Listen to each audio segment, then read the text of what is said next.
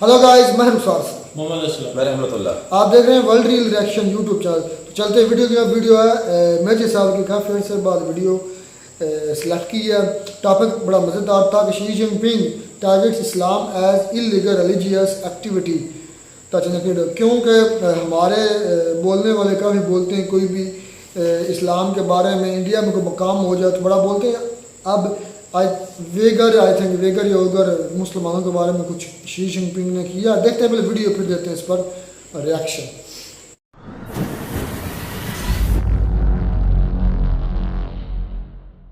इसकी हड्डियों में बारूद भरा हुआ है, बारूद। तो भारतीय सरकार भी पीछे नहीं छूटी, इंडियन गवर्नमेंट ने भी इसका हाथ नहीं छोड़ा, सबने इसका साथ दिया। और वीगरों को बड़ा अच्छा आता है दही खाना, उनको उनकी डाइट में दही, तो हमारी डाइट में दही है। चीनीज ने बोला कि यार ये वीगर मुसलमान जो है दही बहुत। फिर आपने बोला कि साहब यूनिवर्सिटी में नहीं जाएंगी लड़कियां, बोला ठीक है, ठीक नहीं है लेकिन बोला ठीक है चलो। फिर बोला पाकिस्तान का प्रधानमंत्री कहता है कि मेरे घर से एसी बंद कर दो, मेरे घर से एसी निकाल दो, तो एसी से प्रॉब्लम है। जय हिंद दोस्तों, मैं हूं मेजर गौरव आर्य और आप देख रहे हैं द चाणक्य डायलॉग्स। इस वीडियो को लाइक करिए, हमारे चैनल को सब्सक्राइब करिए, बेल आइकन दबाना बिल्कुल मत भूलिएगा। दोनों तरफ लिखा हो भारत, सिक्का वही उछाला जाए। दोनों तरफ लिखा हो भारत, सिक्का वही उछाला जाए। तू भी है राणा का वंशज, फेंक जहां तक भाला जाए। दोस्तों, सूबेदार Neeraj Chopra, Rajputana rifles Indian army को मैं बहुत बहुत मुबारकबाद देता हूं, बहुत बहुत शुभकामनाएं। ये वर्ल्ड चैंपियनशिप जीत गए हैं, ये वर्ल्ड में नंबर 1 जैवलिन थ्रोअर हैं। He's won the competition, he has won the gold medal। और ये बहुत कम एथलीट्स हैं, बहुत कम एथलीट्स हैं। भारत में तो सिर्फ अभिनव बिंद्रा थे इसके पहले, जो इंडिविजुअल इवेंट में जो कि ओलंपियन भी थे और वर्ल्ड चैंपियनशिप में भी गोल्ड मेडलिस्ट थे। तो अब नंबर आ गया नीरज चोपड़ा का। 2 मिनट दूंगा, नीरज चोपड़ा की कहानी सुनाता हूं आपको, बहुत इंटरेस्टिंग कहानी है। मोटा सा गोलू सा बच्चा, हरियाणा का एक गांव का, उसके पिताजी ये कहते हैं कि बेटा जरा अपना वजन कम करो यार, अपना वजन कम करो, तुम बहुत मोटे हो रहे हो, वजन कम करो। तो ये बच्चा अपने चाचा के साथ दूर शहर में जाता है, 20 किलोमीटर दूर, जहां पे एक स्टेडियम है। उसका चाचा कहता है दौड़ लगा, तो बच्चा कहता नहीं चाचा मैं थक जाता हूं, मैं नहीं। मोटू मोटू सा गोलू सा बच्चा। फिर ये देखता है वहां पे कुछ एथलीट्स जैवलिन फेंक रहे हैं, ये भी हाथ में जैवलिन पकड़ के देखता है। इस बच्चे के दिल में कुछ होता है, और जब इस बच्चे के दिल में कुछ होता है ना दोस्तों, वहां से पैदा होता है नीरज चोपड़ा, और वहां से उसका सफर शुरू होता है। इसको राजपुताना राइफल्स ने उठाया और राजपुताना राइफल्स ने ट्रेन करा। फिर इंडियन गवर्नमेंट बीच में पड़ी और हर जगह इसको ऐसी ट्रेनिंग दी नीरज चोपड़ा को कि नीरज चोपड़ा आप जाओ यूरोप जाओ, यूरोपियन ट्रेनर चाहिए, हाँ ये फिजियोथेरेपिस्ट, ये साइकोलॉजिस्ट, बताइए कैसे ट्रेनिंग करनी है। देखा कि लड़के में टैलेंट है, जबरदस्त टैलेंट है, इसकी हड्डियों में बारूद भरा हुआ है, बारूद। तो भारतीय सरकार भी पीछे नहीं छूटी, इंडियन गवर्नमेंट ने भी इसका हाथ नहीं छोड़ा, सबने इसका साथ दिया। और जज्बा था, जोश था, टैलेंट था, वर्ल्ड बीटर एथलीट बनाए Neeraj Chopra, world beater athlete. अच्छा दोस्तों, अरशद नदीम पाकिस्तानी एथलीट, वो नंबर 2 आया। और मैं अरशद नदीम को भी कांग्रेचुलेट करना चाहता हूं। मैं क्यों करना चाहता हूं? मैं हर समय पाकिस्तान को क्रिटिसाइज करता हूं इस चैनल पे, और हर समय बोलता हूं पाकिस्तान में ये बुराई है, ये बुराई है। लेकिन देखिए, अरशद नदीम ऐसा है ना, उसकी सरकार ने उसको सपोर्ट नहीं करा, उसकी सरकार ने सपोर्ट नहीं करा। किसी ने कुछ थोड़ा बहुत करवा दिया, उसकी तबियत खराब थी, बाहर विदेश भेजा उसके ऑपरेशन के लिए, या जो भी उसके जो उसकी तबीयत ठीक करने के लिए, उसके इलाज के लिए जो भेजा होगा। लेकिन उसके बावजूद उस स्पोर्ट्समैन में, अरशद नदीम में, वो एक चाह है जीतने की, और हमें अरशद नदीम को भी कांग्रेचुलेट करना चाहिए। Congratulations Arshad Nadeem, well done. देखिए दोस्तों, कई लोग कहते हैं ना वो पाकिस्तानी है, ठीक है पाकिस्तानी है, जो भी है, लेकिन अगर अरशद नदीम की इज्जत नीरज चोपड़ा कर रहा है तो उसकी इज्जत हमें भी करनी चाहिए। अच्छा, अब हम आते हैं, आपको ले चलते हैं दोस्तों चीन।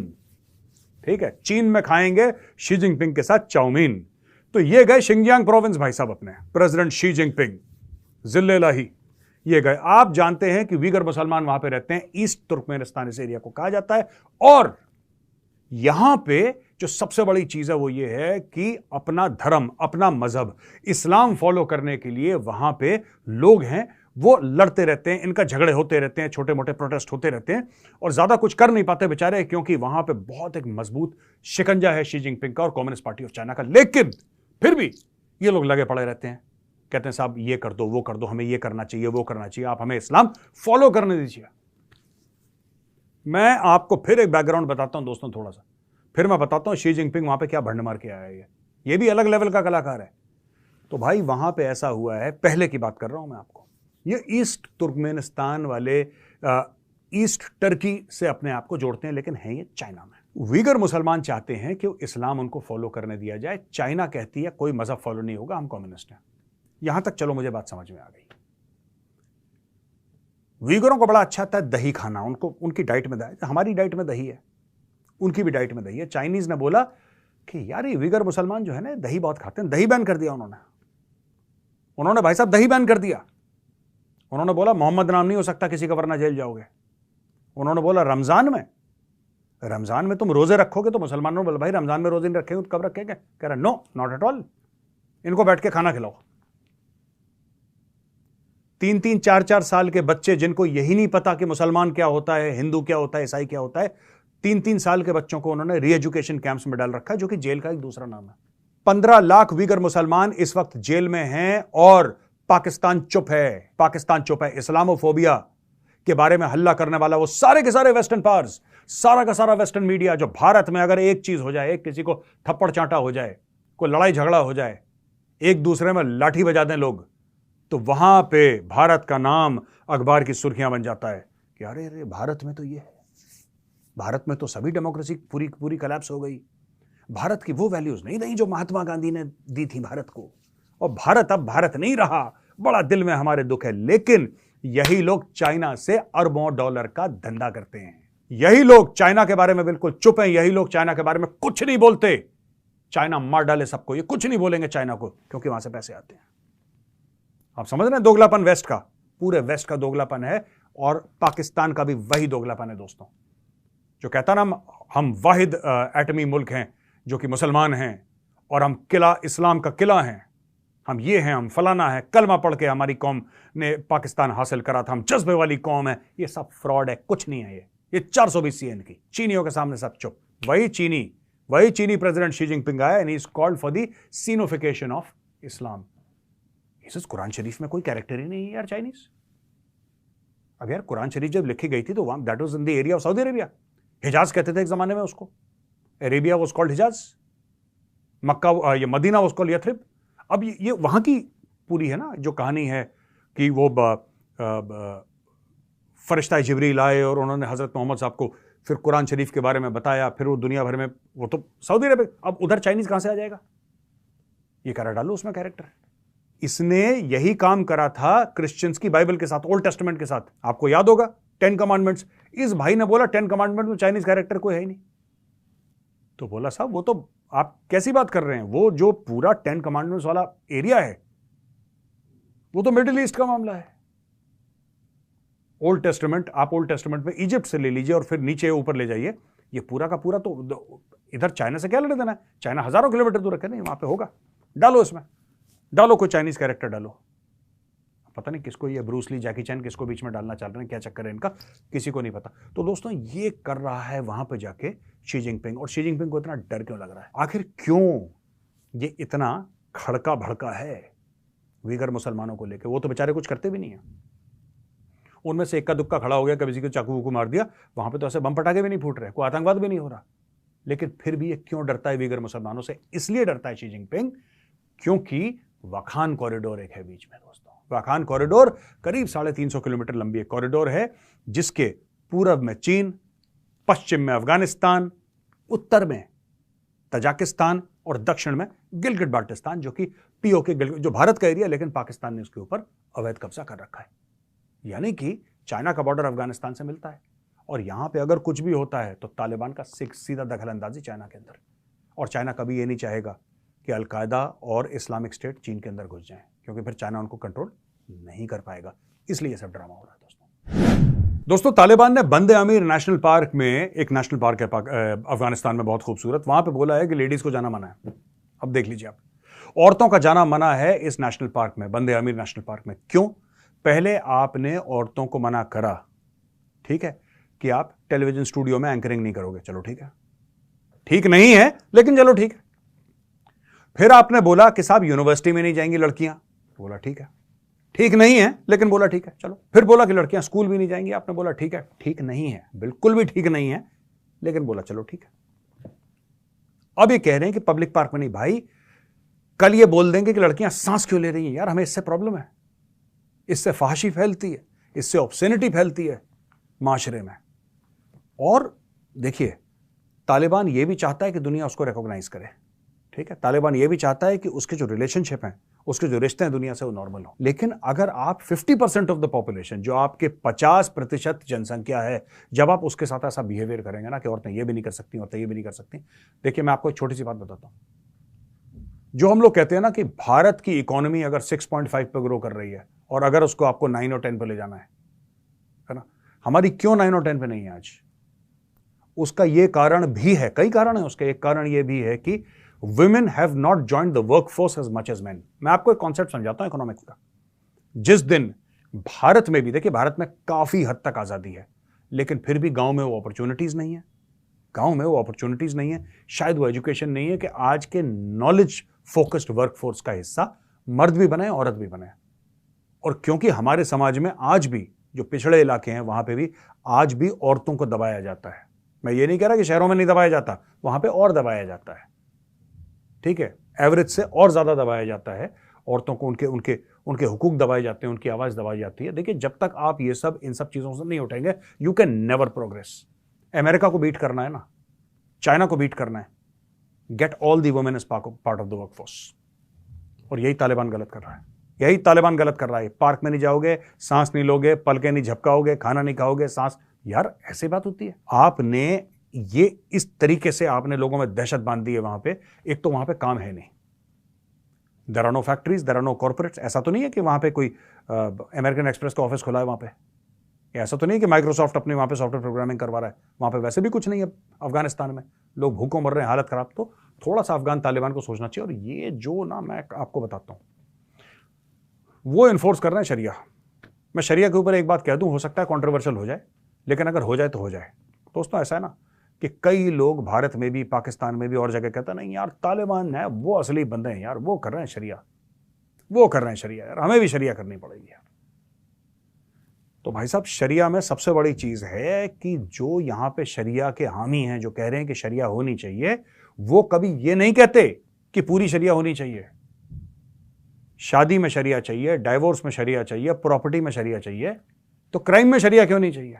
असली मजा तो उसी में भाई साहब। असली जो शरिया कानून है, उसका स्वाद तो कानून में है। और ये मैं कई बार कह चुका हूं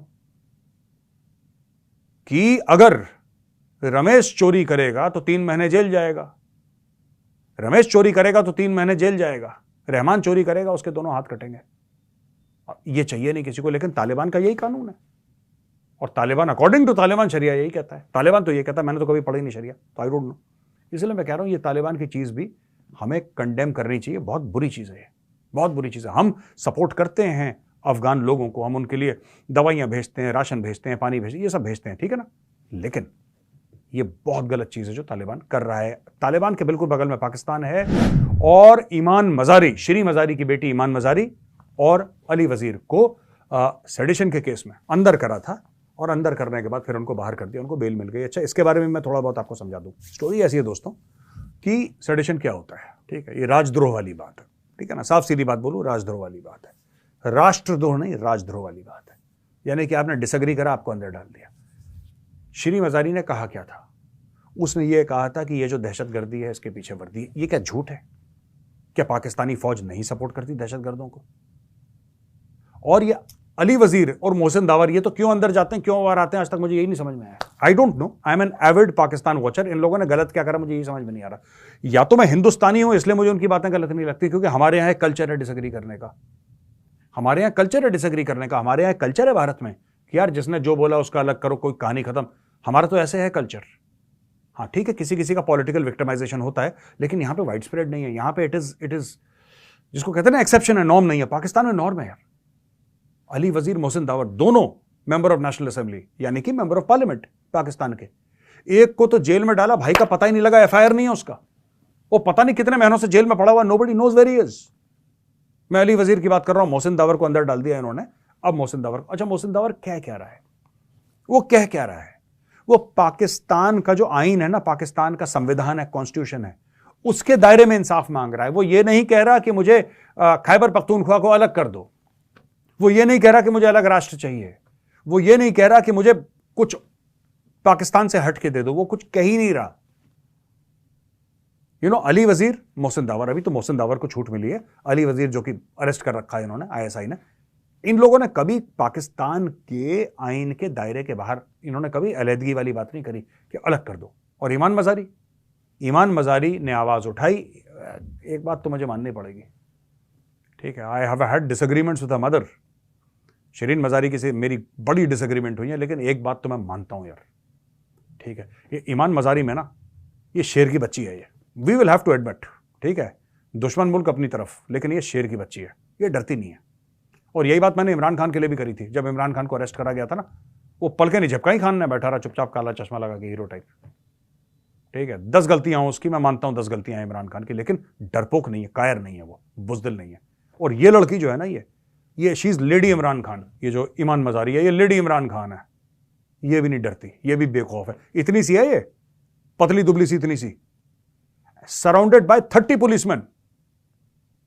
आप विश्वास नहीं करेंगे, वो वीडियो कभी आपको देखने को मिलेगा, देखिएगा। पतली दुबली छोटी सी लड़की सराउंडेड बाय 20, 25, 30 पुलिस वाले, हथियार वाले इसके आसपास, बेखौफ, किसी का डर ही नहीं पड़ा इसको।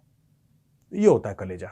आई जस्ट होप, मैं ऐसे इमरान खान को अगर ऐसे सपोर्टर मिल जाते, ठीक है, तो खान इस समय ना जेल की काल कोठरी में धक्के नहीं खा रहा होता।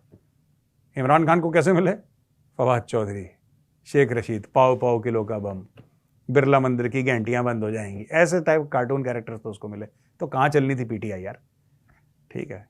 एक बंदे की सिर्फ लीडरशिप से कुछ नहीं होता, ठीक है ना, आपको और भी शेर चाहिए होते हैं। ये सब चूहे के बच्चे पाल रखे हैं सब, ये फालतू के लोग। अपनी थोड़ा सा पुलिस ने डंडा चलाया, सब लोगों ने अपना सुर बदल लिया, इमरान खान जेल के अंदर है अभी, ठीक है ना। That is the only thing, otherwise but hats off to this girl, she is a very very brave girl. तो दोस्तों, अनवर उल हक काकड़ जो हैं पाकिस्तान के प्रधानमंत्री, फिलहाल टेम्परेरी प्रधानमंत्री हैं पाकिस्तान के, उन्होंने बोल दिया, अच्छा, जब उनसे बोला कि साहब आवाम जो है सड़क पे आ गई है, आवाम कह रही कि बिजली का बिल इतना ऊपर हो गया, मैंने इसके ऊपर एक ट्वीट करा था, तो पाकिस्तानी ने बड़े दुखी हो गए यार। पाकिस्तानी कह रहे हैं, मेजर तुम बहुत गंदे गलीज आदमी हो, हम तुम्हें लानत भेजते हैं। तो मैंने बोला, लानत तुमने पिछली बार भेजी थी, वो पता नहीं कहाँ गिर गई, लाहौर के आसपास, नोएडा तक तो पहुंची नहीं लानत, और मेहनत करो, जोर से लानत भेजो मेरी ओर। तो फिर पाकिस्तानियों ने मजाक उड़ाना शुरू करा, ट्रोल करना शुरू करा। मैंने सिर्फ ये बोला था कि चंद्रयान लॉन्च करके भारत ने दुनिया को चांद दिखा दिया, पाकिस्तानियों ने बिजली का बिल बढ़ा के पूरे पाकिस्तानियों को तारे दिखा दी। इसमें मैंने क्या गलत बोला? दिखा दिए ना तारे उनको। अब वहां पे एक बंदा है, आई थिंक कराची या कहीं सिंध के किसी शहर में, उसने सुसाइड कमिट कर लिया। और पाकिस्तान में पहला केस नहीं, ऐसे 4-5 केस हो चुके हैं पाकिस्तान में, जहां बिजली का बिल देख के लोग एक दूसरे अपना गला काट रहे हैं, अपने खुदकुशी कर रहे हैं, जहर खा रहे हैं, छत से कूद रहे हैं, सब कर रहे हैं पाकिस्तान में। इतना बुरा हाल है। और यार, जिस बंदे की 30,000, ओनली 30,000 की सैलरी अगर है किसी बंदे की, Pakistani 30,000, right, Pakistani 30,000 is equal to almost like 8,000 Indian rupees. उस बंदे को, पाकिस्तानी 30,000 को आप ये बोल रहे हो कि आप एक काम करो, आप ना 25,000 रुपए का बिजली का बिल दे दो। क्या नंगा नहाएगा क्या, निचोड़ेगा क्या? आप उसमें क्या उम्मीद है? वो तो छत से कूदेगा ही कूदेगा।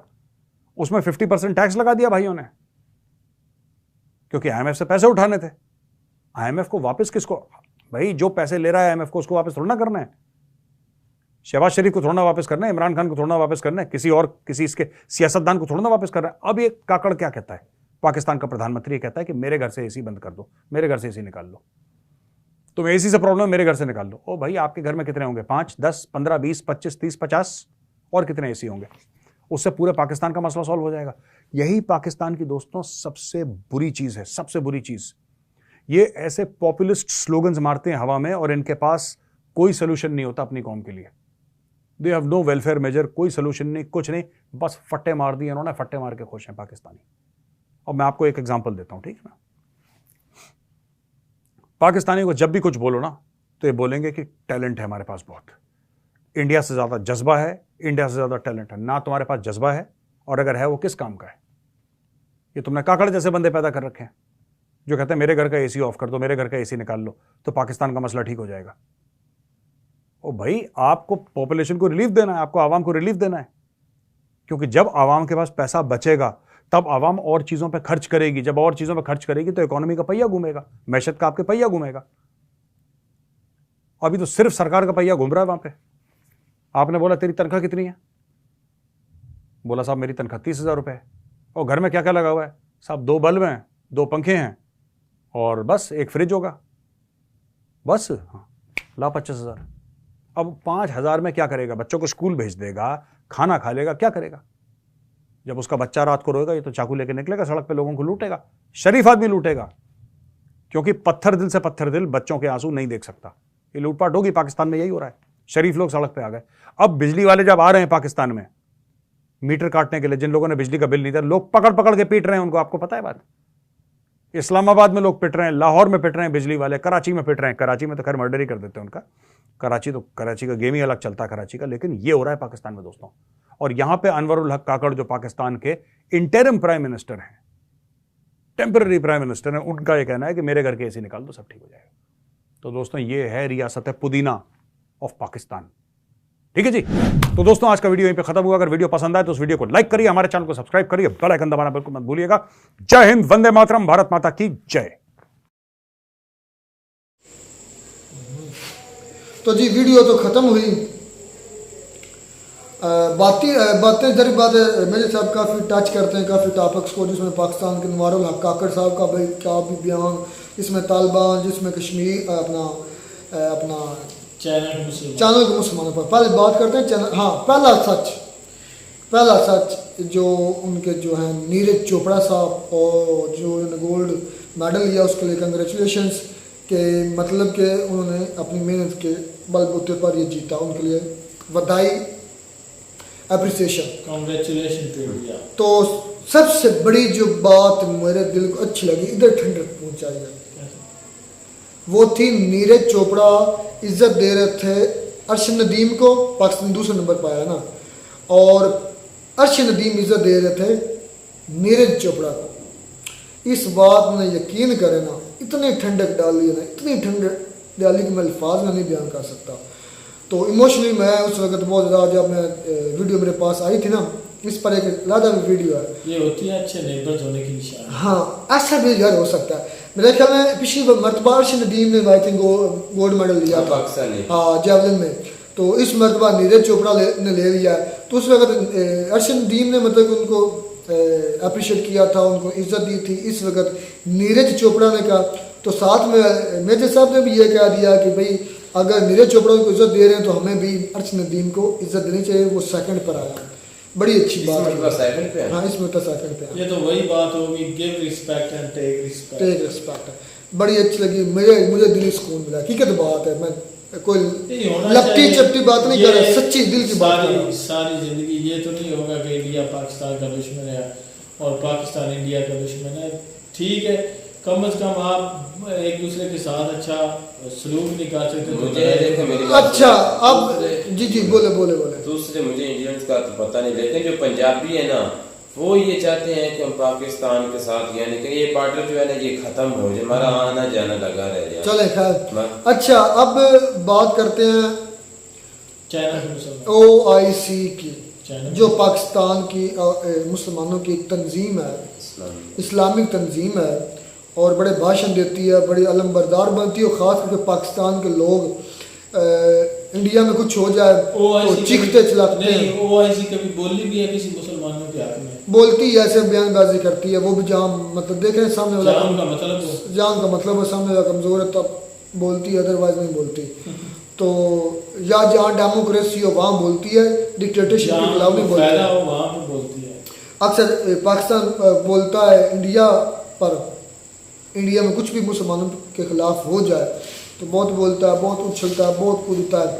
आज तक मैंने देखा था इमरान खान के दौर में भी जो अगर मुसलमान हैं बहुत जुल्म होता था, मतलब बहुत ज़्यादा वीडियोज़ ऐसी आई थी।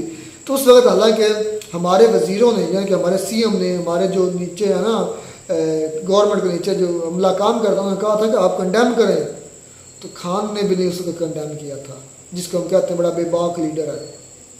हाँ हकीकत है, क्यों नहीं किया था?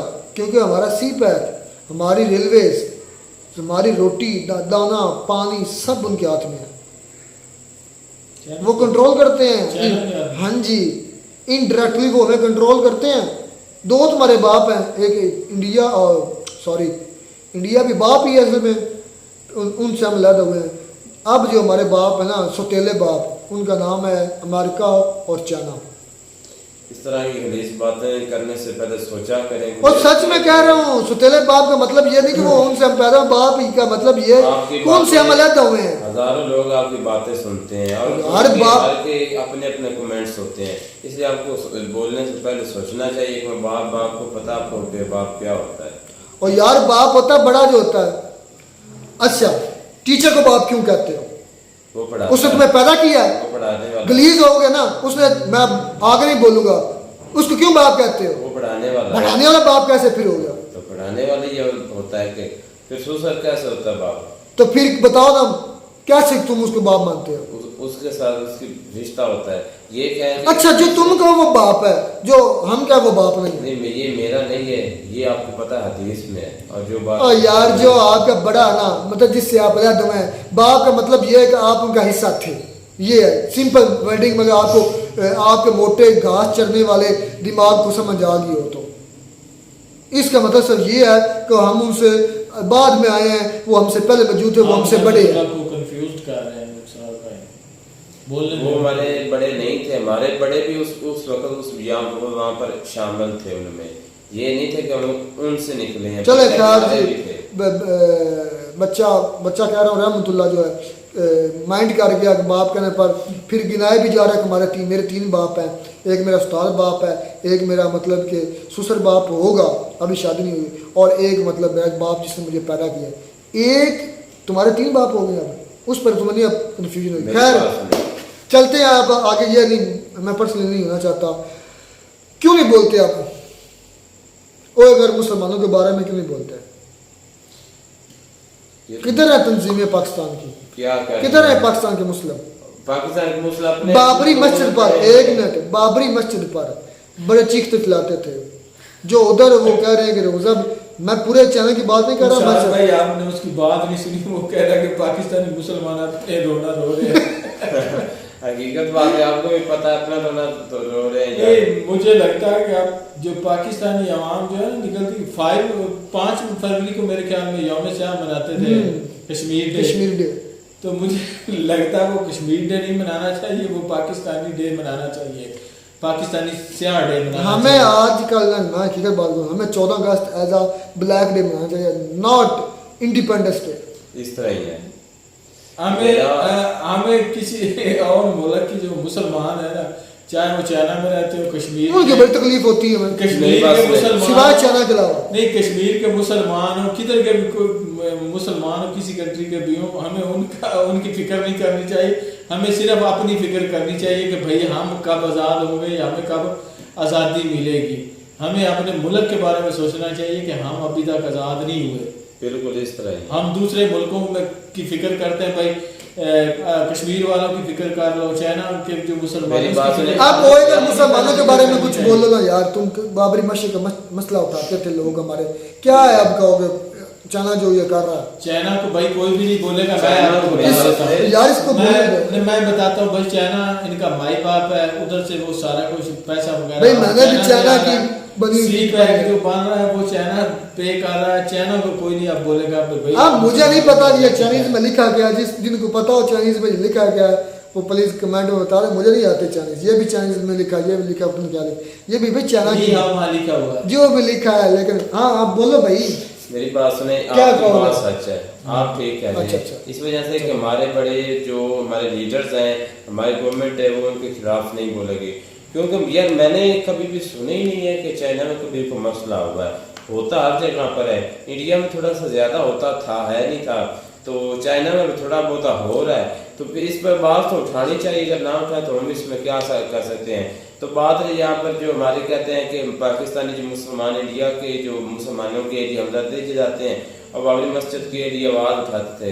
आपको पता है इस वक्त वो अपने बिलों के लिए आवाज़ उठा रहे हैं, उन बेचारी वाम का ध्यान और तरफ है। आपको पता है अगर इस मसले से जो महंगाई के झंझट से बाहर निकलेगी तो कुछ करेगी ना, कुछ नहीं हो सकता, सोच नहीं सकते, कुछ नहीं हो सकता। पाकिस्तानी को एंड पे मैं एक और बात ऐड करना चाहूँगा कि जो एंड पे मेजर साहब ने एक बात कही है कि भाई जो कानून या जो भी फॉलो करवा रहे हैं तालिबान, हाँ तब वो सही करवा रहे हैं। बेचे साहब ने नहीं, उन्होंने कहा सही नहीं है। बेचे साहब ने माना या नहीं, माना होगा या नहीं, लेकिन मुझे लगता है कि वो सही करवा रहे हैं। जो एक सही जेन्युइन मुसलमान को करना चाहिए वो करवा रहे हैं। सही बात। एक चीज तो है इस्लाम की, दोगले नहीं है। हाँ, वो जैसे भी है माशे से कटे हुए हैं, दोगले नहीं। की एक बात तो कन्फर्म है भाई, दोगले कि वो जो बोलते हैं ना वो करते हैं, वो इम्प्लीमेंट करते हैं अपनी आवाम पे, लाजमी बात है। हमारे मुल्क का नाम है इस्लामी जमहूरिया पाकिस्तान। ना हम इस्लामी है ना हम जमहूरी है, हम को आज हमारा एक स्विस का जिससे मुझे नफरत है, मुझे अफगानियों से ये गिला नहीं है, लेकिन उनका एक अगर उन्होंने इस्लामी मुल्क समझा ना तो उस पर वो इम्प्लीमेंट भी इस्लाम ही करवा रहे हैं, ना कि लिबरलिज्म। वो एक उनका अपना मामला है, वो जो भी करे, लेकिन दोगले नहीं है, हम दोगले बहुत हैं। हाँ, ज्यादा उनकी ये भी सुनने में आता है कि वो बयानबाजी ज्यादा नहीं करते, ऐसे जैसे खाली शापर उठते कर देते, हम वो कर देंगे ये कर देंगे, उस हालांकि वो अमल पैरा नहीं करते। हालांकि हमें इन चीज़ों को उनको कंडेम करना चाहिए। मेजर साहब ने कंडेम किया कि औरतों को हुकूक है तालीम हासिल करने का, औरतों को हुकूक है तिजारत करने का। ये मैं अपने पास नहीं छोड़ा, हमारे नबी पाक सल्लल्लाहु अलैहि वसल्लम ने अपनी जो ज़ौजा थी पहली वो उनकी ताजर थी। दूसरा नबी पाक सल्लल्लाहु अलैहि वसल्लम ने मस्जिद नबवी में बाकायदा ख़ास जगह रखी हुई, ख़ास टाइम रखा होता जब औरतों को भी तालीम दी जाती थी। नबी पाक सल्लल्लाहु अलैहि वसल्लम से दुरान राह औरतें मसले पूछे करती थी। अम्मा आशा से जो हज़रत नबी पाक सल्लल्लाहु अलैहि वसल्लम की ज़ौजा थी उनसे भी मसले पूछा। मतलब ये क्या है कि तालीम मना नहीं है, तालीम इस सूरत में देनी चाहिए कि को एजुकेशन नहीं होनी चाहिए, को एजुकेशन नहीं होनी चाहिए। औरतों के लिए अलग तालीम हो और मर्दों के लिए अलग हो, और औरतों को औरतें ही पढ़ाएं। मैं इस चीज़ के बिल्कुल खिलाफ हूँ कि औरतों को तालीम नहीं देनी चाहिए, देनी चाहिए। तालीम भी उनका हक है, उसके बाद बिल्कुल उनका हक है कि वो मतलब कि अपने कारोबार भी कर सकती हैं, सब कुछ हक राइट दिए हुए, लेकिन हमने इंटरप्रेट गलत तरीके से किया, हम उनको समझने में नाकामी हो गई है। तो यही इस वजह से उलझे हुए हैं, हमें पता नहीं चल रहा कि हमें करना क्या चाहिए, हमें करवाया क्या, कहा क्या गया। औरतों का हकूक़ है इल्म हासिल करने के लिए, नबी पाक सल्लल्लाहु अलैहि वसल्लम की हदीस है, उसमें वाज़ेह कहा गया चाहे मर्द है चाहे औरत है उसको तालीम हासिल करना फ़र्ज़ है ना हदीस। उसमें बकायदा पॉइंट आउट किया गया कि मर्द को भी मर्द पर भी फ़र्ज़ है, औरत पर भी फ़र्ज़ है। ये वाज़ेह अल्फाज है हमारे नबी पाक सल्लल्लाहु अलैहि वसल्लम के। लेकिन अफसोस इस बात का है कि हम वाकई में बहुत ज़्यादा रेडिकलाइज्ड हो गए हैं। और एक चीज़ पर मैं इसलिए उनकी अप्रिशिएट करूँगा अफ़गानियों को, वो अगर कहते हैं कि हम इस्लामी हैं तो वो कुछ ना कुछ इस्लामी दिखाते हैं। हम तो दोगले हैं, हाइब्रिड हैं, कोई पता था हमारा कन्फ्यूज स्टेट है। मिलता है नई वीडियो में नया टॉपिक के साथ, तब तक लीजिए इजाज़त, अल्लाह हाफ़िज़।